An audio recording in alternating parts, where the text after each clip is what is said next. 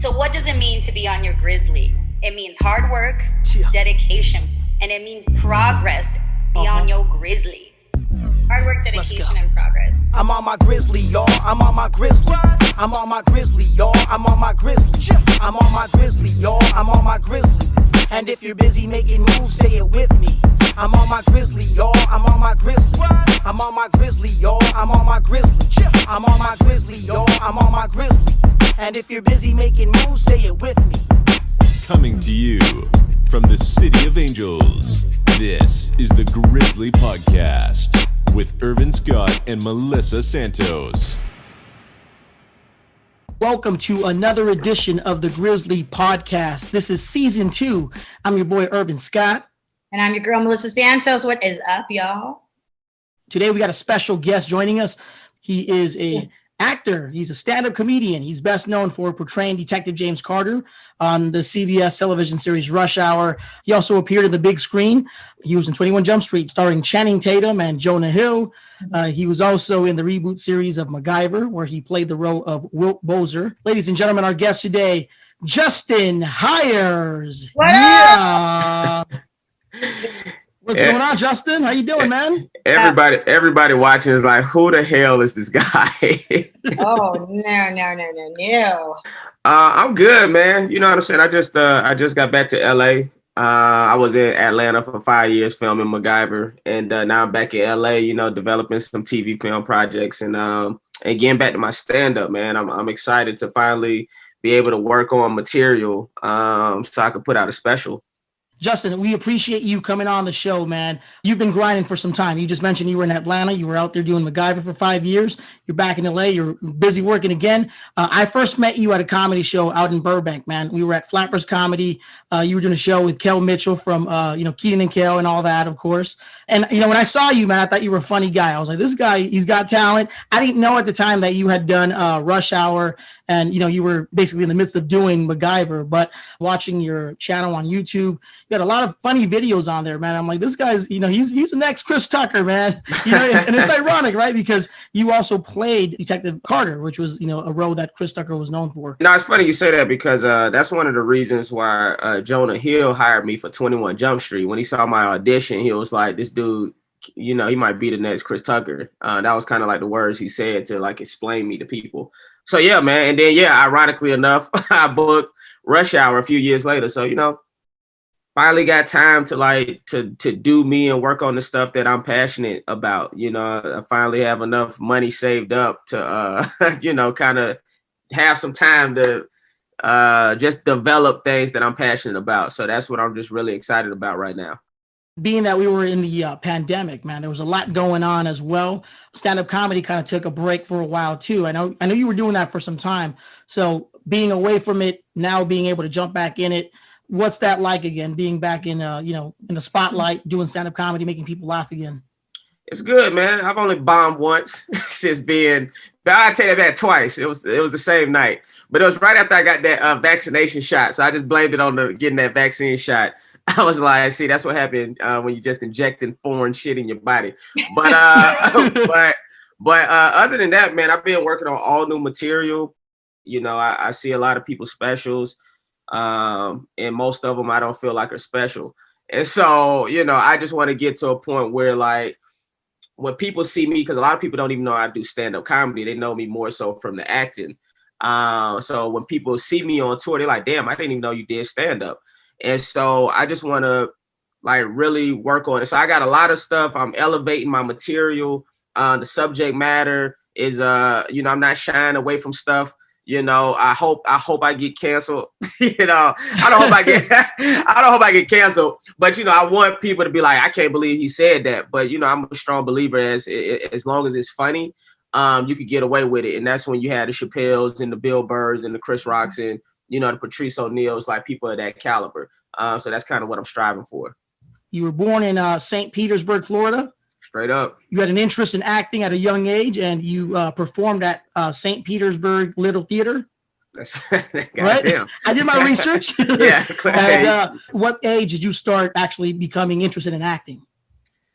Probably super young and I didn't know it. Like I grew up on like my bad, like Bruce Lee movies and Jean-Claude Van Damme movies and stuff like that. And it was also another movie called Three Ninjas. I was really into martial arts, and I told my mom I want to do that, and so she thought I meant like karate. So she put me in karate. I went and got a black belt and shit. That's awesome. You should be proud of that. Yeah. I mean, I am. But I talk a lot of shit. I'm like, I'll bust your ass. But people wonder like where like my rap confidence came from. I'm like, that shit's real. That's not cap when I be talking. But anyways, I said all of that to say this. I was doing karate when I got my black belt. I was like, yo, I don't think karate is what I really wanted to do. Like, I wanted to be like on TV. Like, she took it as I just want to do karate, but what I really wanted was to like, no, I want to act. I want to do what they're doing. And so when I realized that, I was probably like around 12 or 13 when I started doing like the performance theater, like acting schools and stuff like that. Then I went to a performance theater high school. Do you feel like that made a big difference in who you became as an actor and as a performer and as a comedian? Yeah, not for sure. I mean, I think going to a performing arts high school, see, the performing arts high school was like, you had the regular students, and then you had like 3 or 4 classes that was the arts classes. And so it was like day and night, and it was like, it was walking distance from my house. So it was in like a black neighborhood, but all the white students were in the performing arts. So it was kind of like a culture shock for them because they was around like all these black folks. And then, then we would have our performing arts class, and it wasn't as many black people in those classes. But it was cool because I really started to discover myself. I started to discover my comedic sensibilities more. My performing arts teachers allowed us to cuss and like really be us. You know what I'm saying? And at that time, it was still kind of newer in like gay people being able to be out of the closet. You know what I'm saying? And be themselves. So all the the gay students, they felt comfortable, to be themselves in the performing arts classes and didn't feel like they had to hide anything about who they were. So it was a real good experience to just really, like I said, discover who I was. And then I realized I was gay. I'm joking. Awesome. I mean, congratulations. No, I'm joking. Okay, well, clearly this podcast is going to be a whole lot of, are we sure he is actually telling the truth kind of stuff? Like, I feel like that's what's going to happen right now. Like, wait, hold on. Yeah? No? Came out of the closet. No, I'm joking. Congratulations. Okay. I'm joking. And by the way, and no disrespect to the gay community. We love everybody. Oh, no, of course not. You're just so silly. No. I'll say this, though. though. Congratulate him? Do I congratulate him or do I not?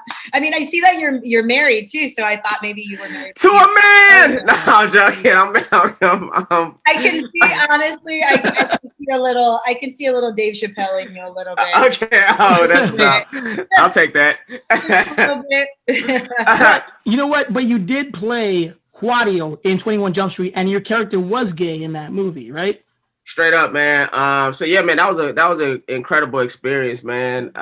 Playing that, being in 21 Jump Street. Yeah, that's why I talk mess, because I'm like, I played a gay character. I grew up with the gay community around, being in performing arts and doing theater and stuff like that. So, I grew up a dancer as well, and a lot of my friends were gay, and it's so important to see like the arts showing that's a reality, right? And that's what I love about art. Like it shows everything, and I love that we can just laugh about all those things, right? So do you want to talk shit about Latinos? That's fine. Like, I got them on deck. I know. Give it to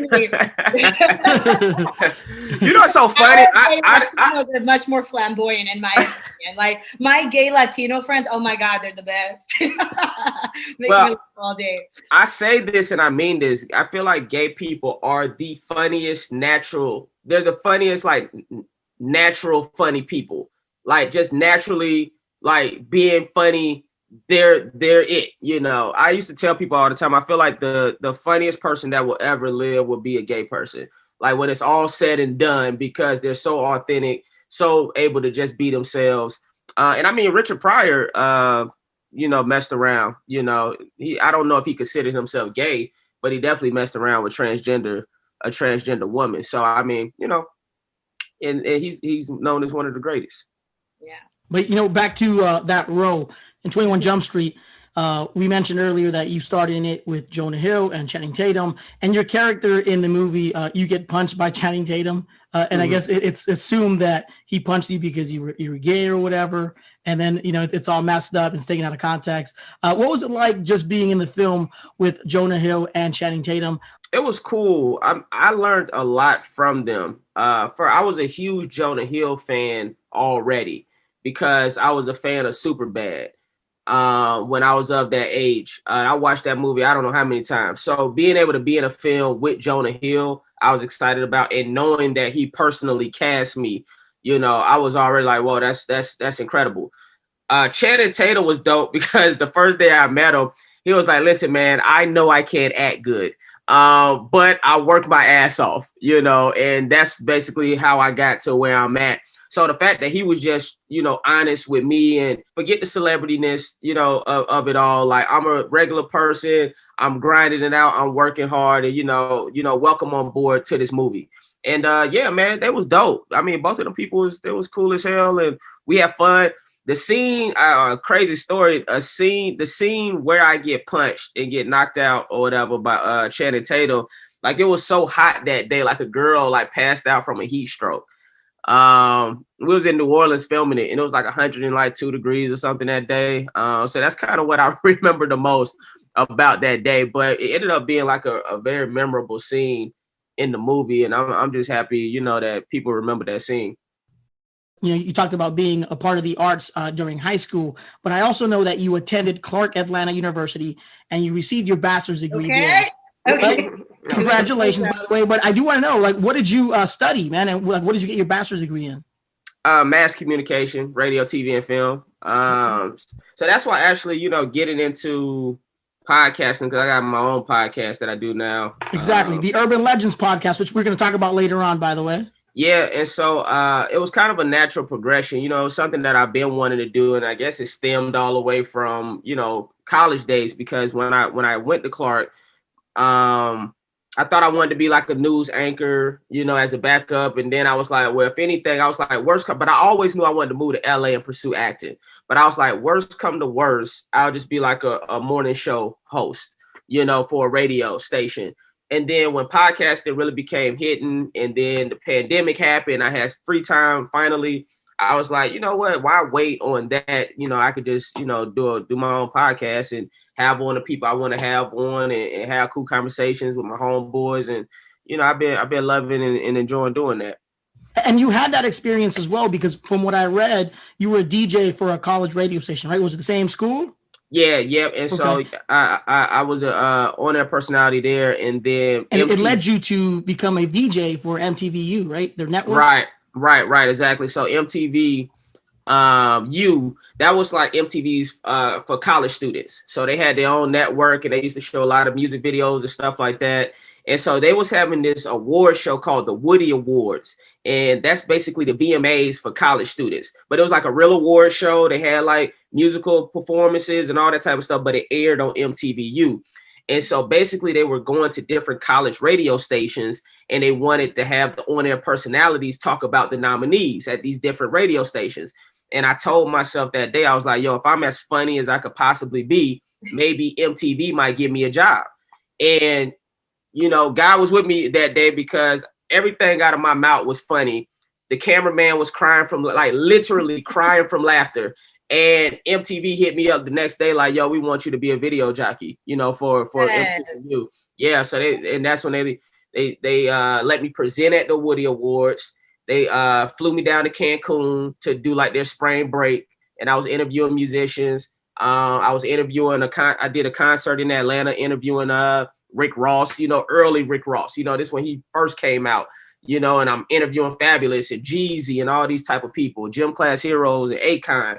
So that was just a cool experience to be like 20 years old in college doing all of that.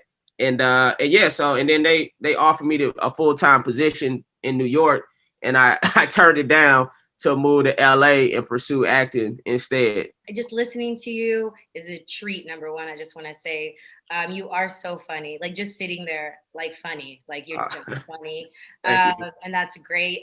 Where did you get this confidence? Like I know that you're so confident too. How did you know? Like I'm funny. Like at what point did you go, I'm funny? Because you even said you right now you're like I basically manifested this job. You're like I'm gonna be as funny as I can be. Like I'm gonna be the funniest I've ever been. But going into that. So where did that come from? I've always been like the naturally funny person. Like I won most humorous in elementary, in high school. I won most likely to be in a movie in middle school. So it was kind of like my peers kind of always let me know like Justin's the funny one. And then in high school, I was hosting the talent shows. Like me and my friends always joke about if YouTube was out when we were in high school, I would have been that guy because we used to go around the neighborhood in the city shooting like videos, but there was no site to post the videos on. There was no YouTube. So I just got all these like tapes and tapes and tapes of us like pulling pranks and being so disrespectful to our community and with nowhere to go. So, but to get back to your question about the confidence, I think that's one of them things when you know what you can bring to the table. I think everybody knows what they could bring to the table. And I think a lot of people kind of lack confidence when they start thinking about what other people may think of what they're trying to accomplish. I wonder what my peers go think. I wonder what they go say. Or they have a family member or a friend that shoot down their idea. You might present an idea to a family member or a friend, and you're like, yo, I want to do this, and they're like, girl, that's stupid. Like, you gonna do that? Are you sure? That's hard to do, and it got to a point with me, or maybe it was just something, I don't know. You get to a point where it's like none of their opinions matter. Where was that? Like, when did you know? You're like, no, forget the auntie who doesn't believe in me. Forget this person who doesn't. Because I don't know. I sensed that that it was very, very young. I don't know why I'm feeling that, but I want to.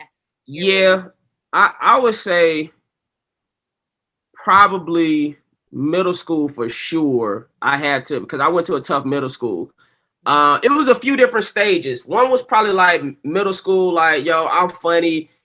That was like me using comedy to get niggas off me, like bullies and stuff. You know what I'm saying? Like middle school was so hard. I was popular and I still had to fend myself off from people. Like that's how tough my middle school was when it just came to like the people there. And I think college, I found myself again, you know what I'm saying? Like hanging around people that kind of snicker at what you saying you're trying to achieve. And you just have to get to a point where it's just like, man, fuck y'all. You know what I'm saying? Like, and then go off and prove them wrong. I mean, Drake just had a line in a song recently. He said, proof is in the progress.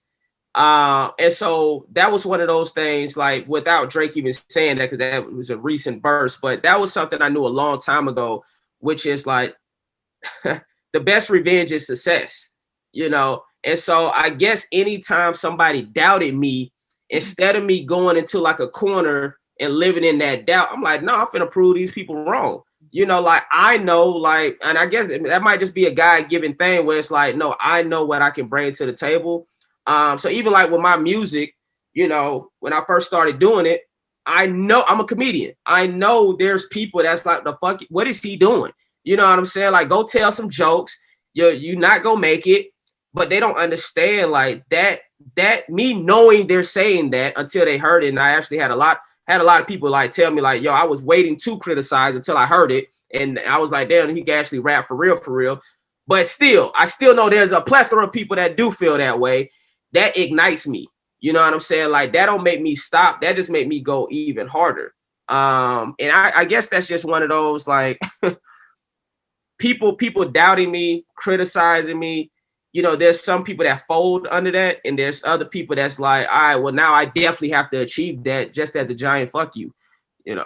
So Justin, let's talk about your rap career, because you're so talented. I remember seeing like one of your videos back in the day. This was probably like a good 3 years ago.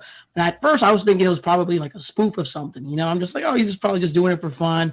But then it turns out you were releasing music. So how long have you been rapping for? Is it like something new, or is it something that you were always doing even back in the day when you were acting as a kid? You know, how long have you been rapping basically?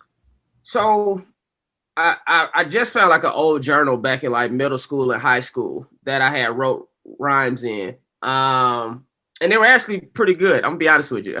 Usually people look back on old stuff and like, this was trash. No, my shit was actually pretty fire. Me and my friends had a singing group in high school. One of my homeboys, his name is Ephraim Sykes. He's actually like, he was nominated for a Tony. Ironically, we went to the same high school. He was in a production called Ain't Too Proud. He was cast as Michael Jackson for Broadway, the Broadway production that's supposed to start, but I don't know if he's still doing it or not.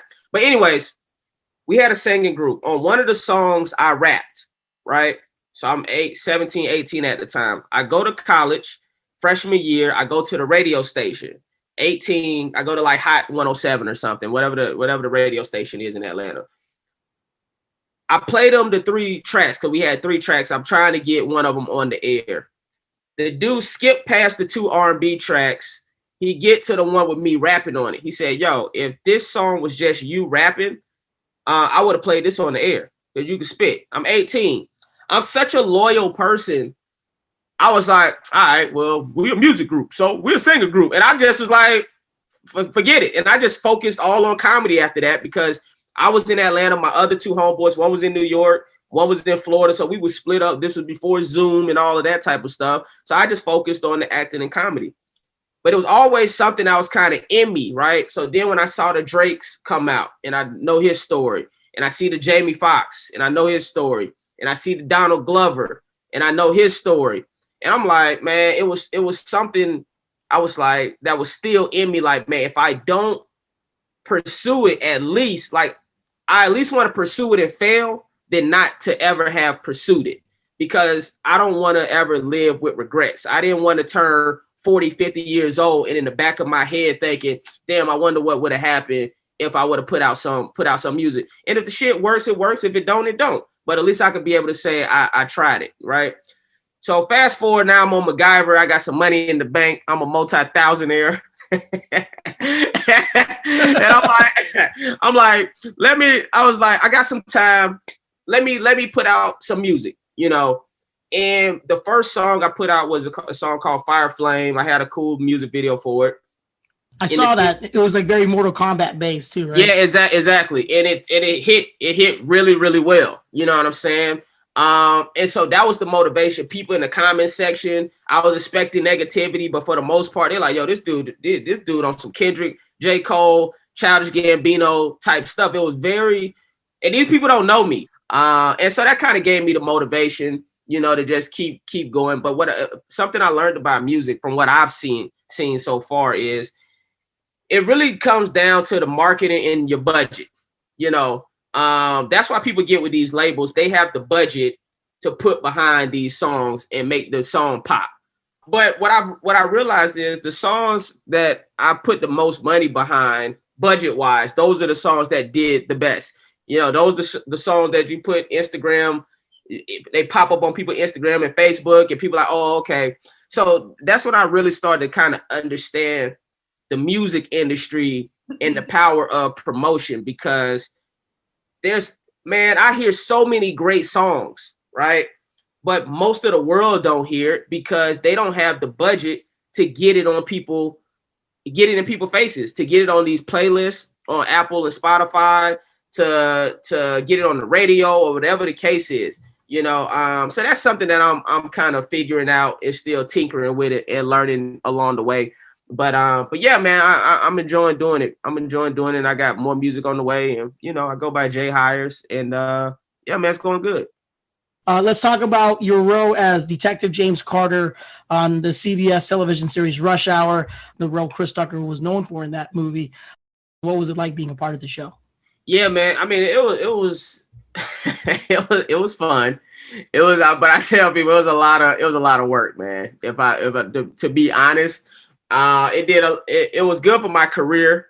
even though it got canceled during the commercial break. That show came and went. I went to the bathroom to take a shit, and when I came back, the show was canceled. I said, "It's about a bitch." But I did 13 to 15 hours every day for 6 months. And yeah, that's something that a lot of people don't know. They just see a 1 hour show. They don't know I'm on set 13 to 15 hours. And I always try to put this, for people to kind of understand, like the typical workday is 8 hours.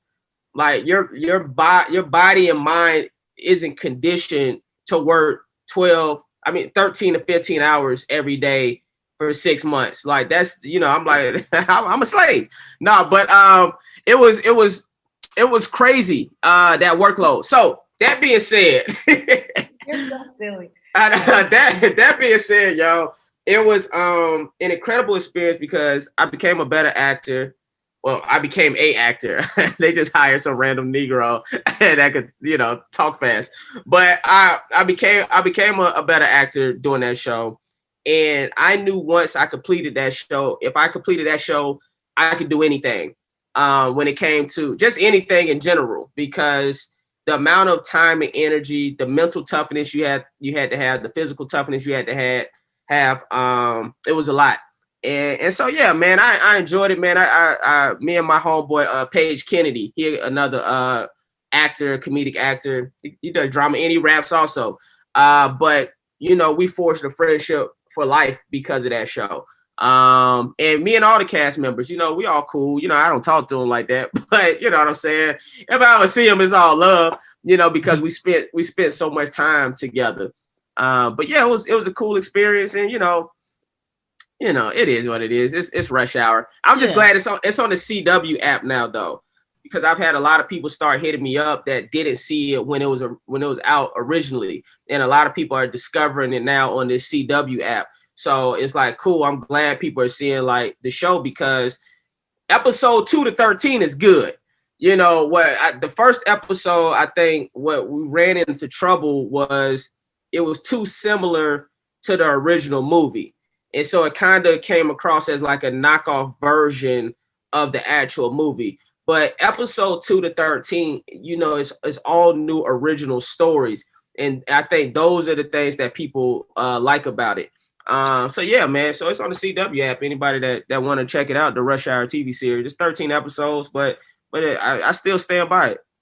Did you feel like there was a lot of pressure though, just doing the role that Chris Tucker was known for? Like, did you feel like you had to do it the same way? Were you able to incorporate a little bit more of what you do in, as far as like your stand-up comedy into the role? Yes and no. So to answer the first question, I didn't really feel pressure because I had been doing stand-up at that point for like 7.5 years straight. And I felt prepared, and I had been acting longer.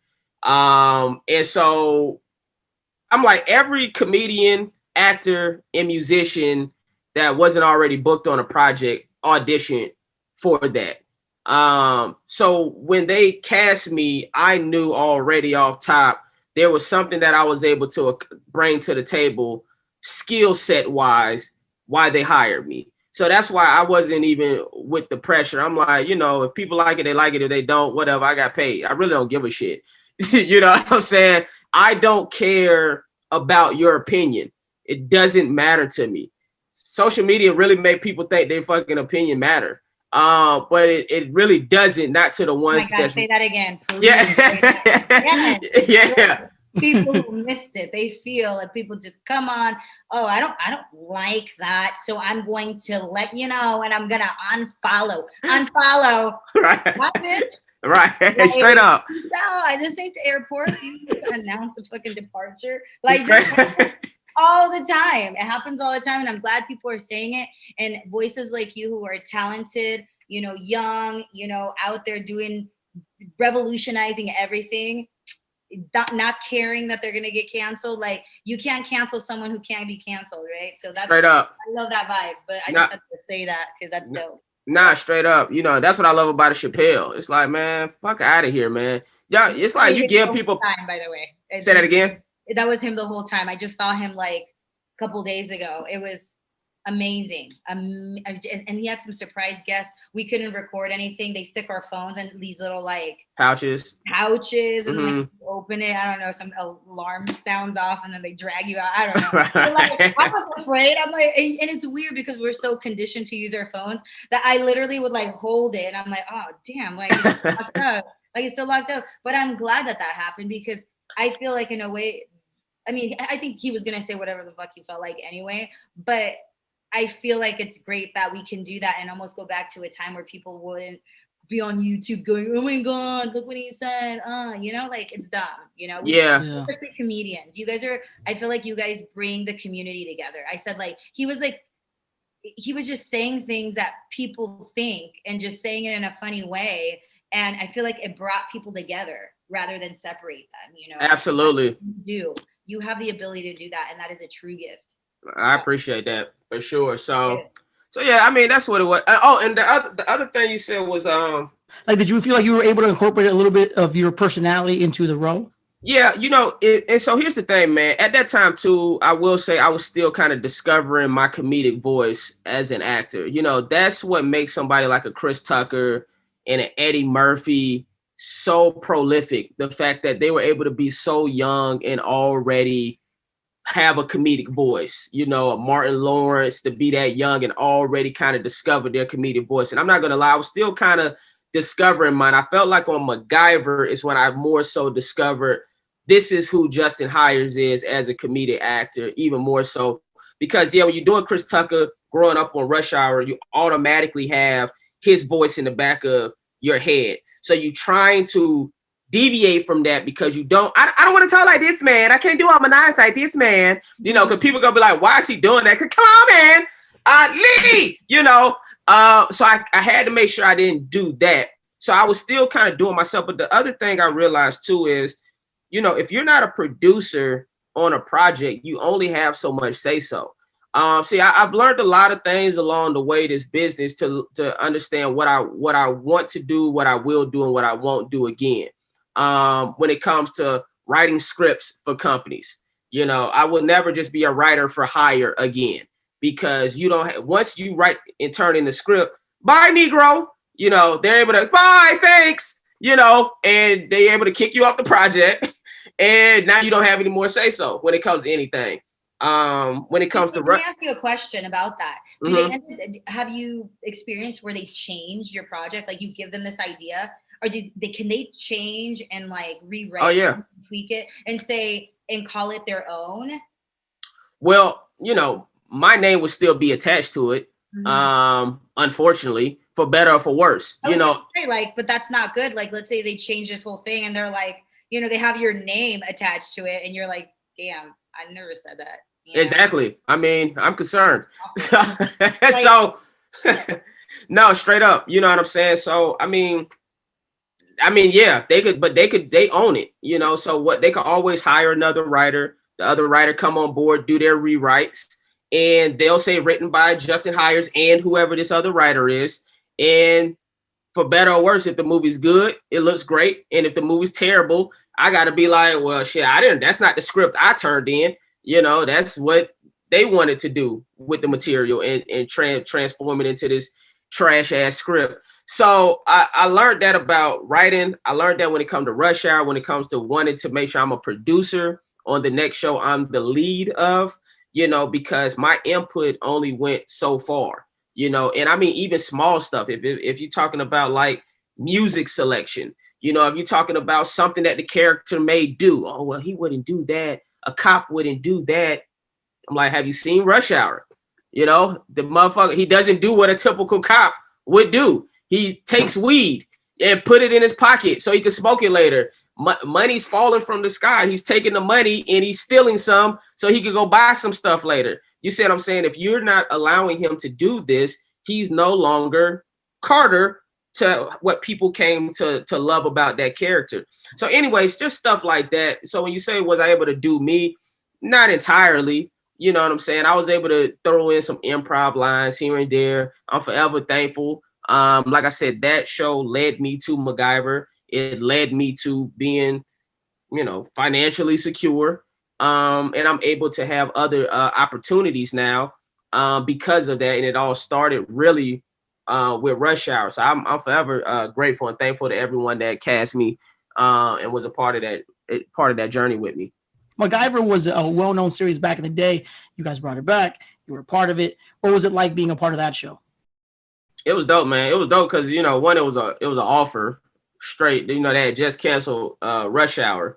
And then like maybe 3 weeks later, they asked me to meet with the showrunner for MacGyver. And I'm in the meeting, you know, and he's talking to me. And I'm like, this sounds like he just offering me the job, because I had been offered little stuff before, but not a series regular on a TV show. And so I was like, I called my manager afterwards, my old manager, and I was like, I think like he was kind of offering me the role. But I was like, I don't know. And then like, yeah, later that night they offered me the role. And so it was cool, man. We filmed it in Atlanta. That's the show I really became a better actor for real though, because we did 5 seasons. I had to become a better like comedic actor. I had to know how to bring it down. I had to, you know, the problem with a lot of TikTok and like Vine people, which I'm on TikTok now, and I was on Vine back in the day. So don't We're known for Vine back in the day. A lot of people forget about Vine, man. yeah. You know what I'm saying? So I did that too. But the issue is it kind of teaches you to talk super fast and super loud. And when you're in a movie and a TV show, you can't talk like this. You can't talk like this and talk like this and talk like this. You know, the people like, calm down. Like, what is wrong with you? You know, like how many cocaine bumps and Adderall, you know, did you take before you got on set? So I say all that to say this. When I got on MacGyver, it wasn't because of TikTok, and TikTok wasn't around, but it wasn't about it was Musically, but I wasn't on Musically. But it wasn't those why I had to calm down. A lot of comedians, we just talk loud. It's just a natural, black ones, you know, we loud, we talk fast or whatever, depending on, you know, who you were inspired by growing up. But I had to learn to just bring it down. You know, I had to learn how to just have regular conversations in these scenes. Instead of saying everything like this, you know, just talk like this, you know, and those were the things, the little minute things. And I meant to say that about 21 Jump Street too. That was the biggest thing I learned from Jonah Hill and Channing Tatum. I watched them film a scene and they were just casually talking. They wasn't putting anything on it. You know, sometimes we try to add extra this and that to make something pop, you know, instead of just talking like this, you know, and just saying the lines like this and just having a regular conversation like we have it. Yeah, and that's the biggest thing that I kind of learned from being on that 21 Jump Street set and being on that MacGyver set, to learn how to kind of bring it down. And then when I want to turn it on, sure, I know how to turn it on, you know, but to just have those real moments. But I love that show. We keep in contact for real, like me and all those cast members from that show, because we spent 5 years together. So we had like a group chat, group text, you know what I'm saying? We check in on each other, and yeah, man, you know, that was my piece for life. And speaking of staying in touch, you've actually featured some of them on your podcast, the Urban Legends podcast. Let us know about it, man. Yeah, man. I started it during the pandemic. It was something I had been wanting to do for like 2 years. Didn't have the time because I was filming. And then when the pandemic happened, I was like, well, I know nobody ain't doing nothing. You know, if I hit these people up and they say they're busy, they're just full of shit. You know, so I was like, so I just started texting my friends, DMing them.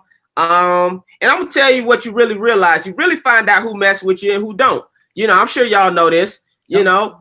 And I told myself, like, I'm not gonna be that way. That's what I learned about doing the podcast, is you find out who really mess with you and who don't really mess with you. But that being said, I've been saying like some real industry shit, man. People come on here and just say all that sweet shit.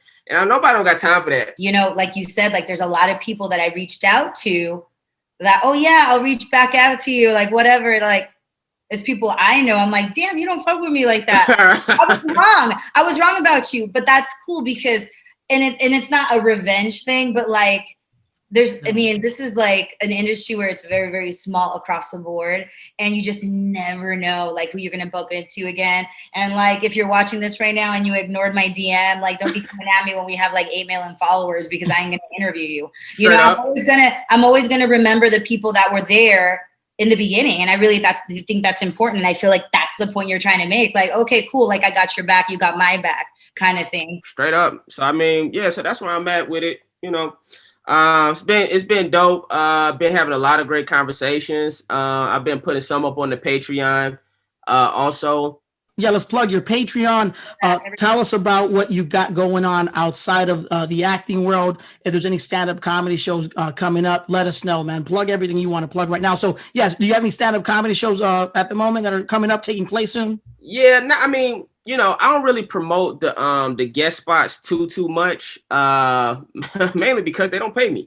But really because I'm working on that material. But I do, it's on my social media though. So when they put me on a flyer or whatever, I share it on the IG story, you know what I'm saying? So the Instagram and TikTok and Twitter, Facebook, all of that is Justin Hires, HIRES, like tires, but with an H. So Justin Hires is all my socials. The Patreon is patreon.com/Justin Hires. And yeah, I post a lot of behind the scenes stuff, a lot of content that I don't put out publicly. You know, when me and my homeboys talking shit, you know, all that type of stuff, family life, like I put out all that stuff on the Patreon. Can they follow the YouTube channel as well? You got a lot of... Yeah, the YouTube is Just Justin TV. And so that's where I got another podcast I do with my best friends every Saturday live on YouTube. It's called Day Ones with Justin Hires. And these are literally like my childhood best friends. And all we do is like, we talk about like the hot topics of the week. So all the current events and hot topics. And you kind of get to hear from like, a Black experience, you know, kind of what our take is on some of these hot topics that's going on.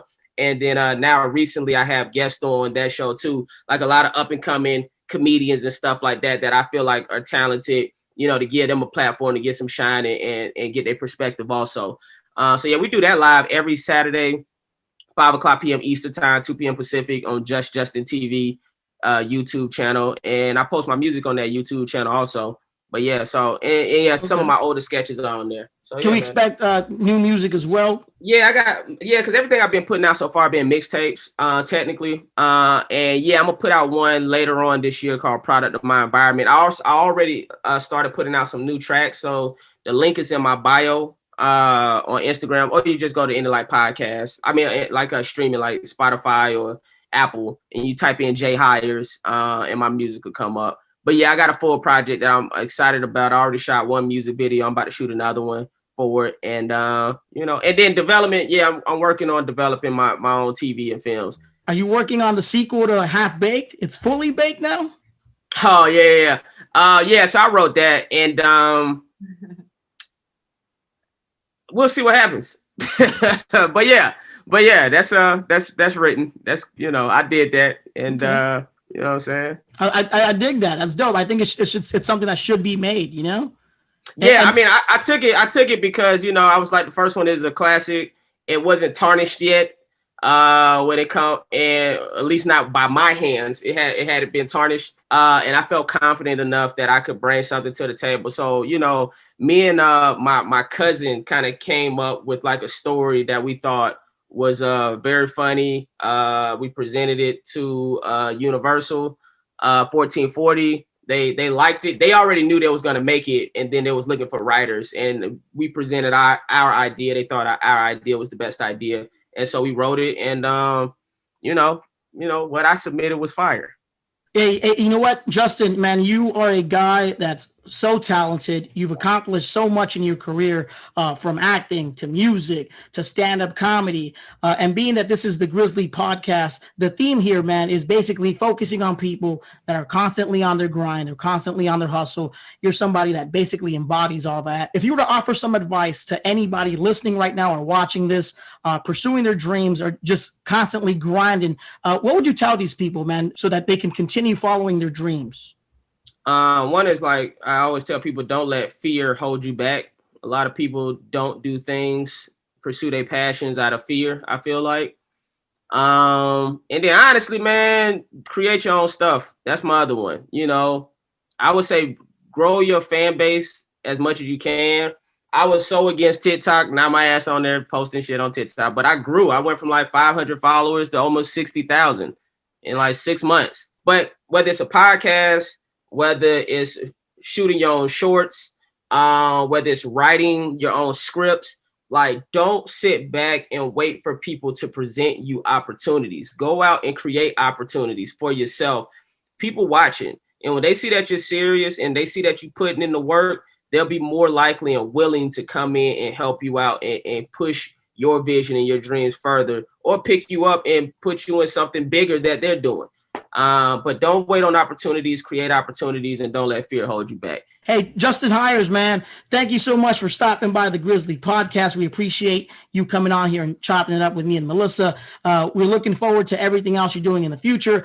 I look forward to watching the Fully Baked or the Half Baked sequel, man. Fully Baked. Hopefully that comes to fruition, which I'm sure it will, because it's supposed to. And okay. I don't know if it's still gonna be called Fully Baked. They might just call it Half Baked 2 or something. I don't know, but I wanted it to be called Fully Baked. I thought that's a clever name, man. So, and I think that would be the great name to go with. But shit changes. It is what it is. On top of that, we'll catch you at the Haha Comedy Club. I'm sure you'll be doing some shows there soon, and we'll be listening to the music as well as anything else coming up, man. So we'll definitely keep an eye out. And for anybody else interested in knowing more about this man, check out the Urban Legends Podcast. Give us that Urban Legends Podcast social media again, Instagram, whatever. Yeah, it's Urban Legends with a Z instead of an S on Legends. So Urban Legends Podcast with Justin Hires, and then the Day Ones podcast with Justin Hires. So Day Ones with Justin Hires. So yeah, those are 2 podcasts, man, and check them out. They're fire. Thank you. Straight up, no doubt. Hey, man, pleasure talking to y'all. Appreciate y'all for having me, and y'all keep doing y'all thing. Absolutely. Stay on your Grizzly, brother. Take care. Thanks again, man. Appreciate you. For sure. Peace. Peace, brother. Get it pop. Let's get it. Yo, that's what I'm talking about. Yo, turn it up. Hard work, dedication, and progress. Stay on your Grizzly. Yeah.